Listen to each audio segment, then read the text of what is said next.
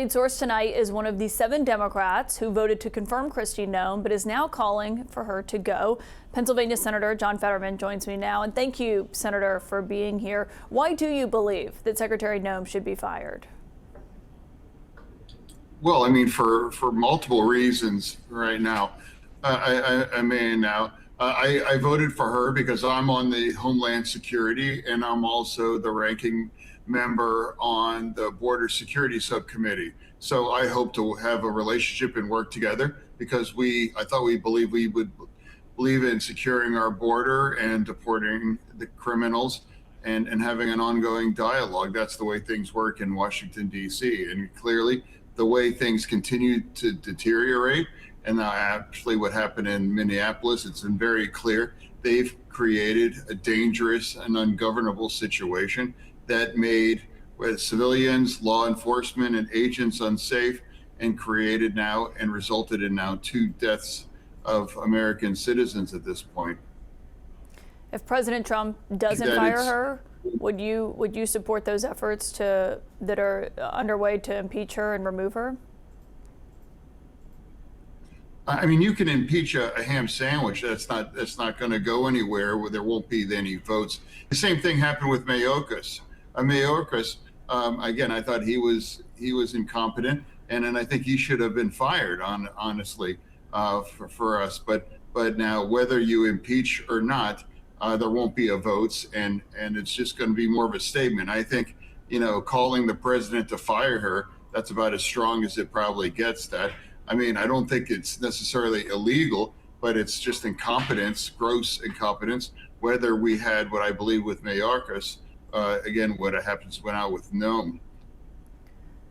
If she stays on as the Homeland Security Secretary and given your role on those committees, what's your concern about the future of DHS? I'm sorry, what? There's a tech. If she stays on as the secretary, if Kristi Noem does, what's your concern about her leadership at DHS? Well, yes, of course. I mean, of course, there's an ongoing concern, and then this is what I've said in my tweet to the president. It's like, it's trashing your legacy. As a Democrat, that I believe in immigration. I believe we deserve a secure border. I believe we should deport all of the criminals in our nation. What I don't believe is we should be targeting otherwise hardworking immigrants. And I don't support those things. So for me, that's what was a breakdown in Minneapolis. They weren't deporting all the criminals, certainly wasn't making our border any more secure. And it turned into like an out of control situation. And it's getting increasingly more and more deadly and chaotic. Do you think the federal agents should all leave Minneapolis?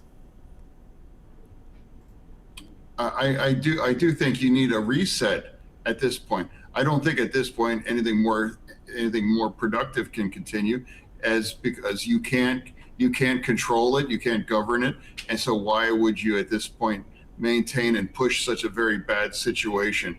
I think there needs an effective reset and work with local officials and now figure out, does it really make any sense at this point? And now, given the tragedy of what's happened here. With Secretary Noem, what she said was not that different than what we also heard from the FBI director or from Stephen Miller, or, he said that he was an assassin, something that the vice president also retweeted. Do you believe the president should take action beyond just Kristi Noem when it comes to his senior staff? We had a technical issue. I did not see that question. I didn't hear it. What? Kristi Noem called Alex Preddy a domestic terrorist. Those are similar sentiments to what we saw, from Stephen Miller and others. Yeah. He was not a terrorist or anything. That's absurd. And that's the kind of rhetoric and the way she's behaved, after that tragedy. That's one of the reasons why I think it's entirely appropriate. She should be fired for those things. She's lost the confidence. And I think if there's more Republicans being honest, they would agree with me on this.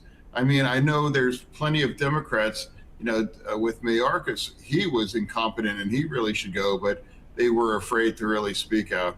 So when someone's unable and they have failed, they should be removed at this point.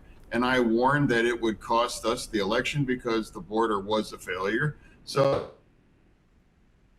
degrading the Trump's legacy with about securing our border. One of the things that he won and what he has made a priority in his administration. There's a fight here in Washington when it comes to funding ICE and the DHS funding bill. I know you said you don't want to shut the government down over this. You do want changes made to how ICE operates. How do you force those changes without holding up this funding bill?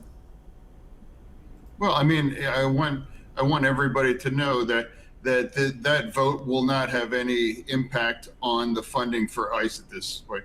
They've had many, many, many billions available after the big, beautiful bill. They have all of the necessary funding to operate for a while.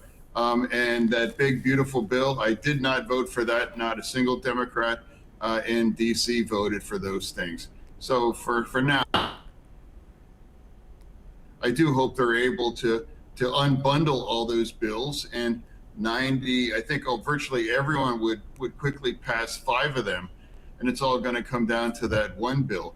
But it seemed more and more unlikely that that's going to happen. And now, so for me, do we really want to stop paying our military 2 times in 2 months at this point? So I would remind everybody that does not defund ICE. And for me, as a Democrat, I absolutely reject to abolish or defund, ICE. ICE is necessary, but it needs to make some changes at this point. So that's here we are. So shutting the government down and punishing and not paying the military and all of the other critical parts of our government will now shut down. If this is shut down, it is not going to defund or do anything. ICE, because there's billions and billions after the big, beautiful bill. Yeah, Democrats have said they want to tie it to changes they want to see at ICE, which you said you want to see as well. Can I ask you, in 2016, when you were the lieutenant governor, you said that you believe sanctuary cities make everybody safer. Given that has been the administration's argument against what's happening in Minneapolis, do you still agree with that tonight? Is that still your position, that sanctuary cities make people safer? I think at that time the dynamic has changed much differently, and the border has become more and more increasingly more difficult. So for me now, I think it's entirely appropriate to make the adjustments, and I do think at this point we should be turning over all the criminals that are in custody in all these jurisdictions. Does that, I mean, for Minneapolis, obviously you're the senator from Pennsylvania, but in Minnesota, Jacob Frey, the mayor, says he doesn't believe that they should cooperate with those federal enforcement laws. So you do believe that they should be cooperating more with the Trump administration? What I do believe is that if there are law enforcement that have these people in custody that are behaving in criminal behavior, then yes, they should cooperate with that, and those individuals, if they're convicted, should be deported. And so your stance on sanctuary cities has changed then, is that right, Senator? I think it's evolved because the dynamics and the circumstances, with respects to our border has. Senator John Fetterman, thank you for joining us tonight. I always appreciate having you on the show, and thanks for your time.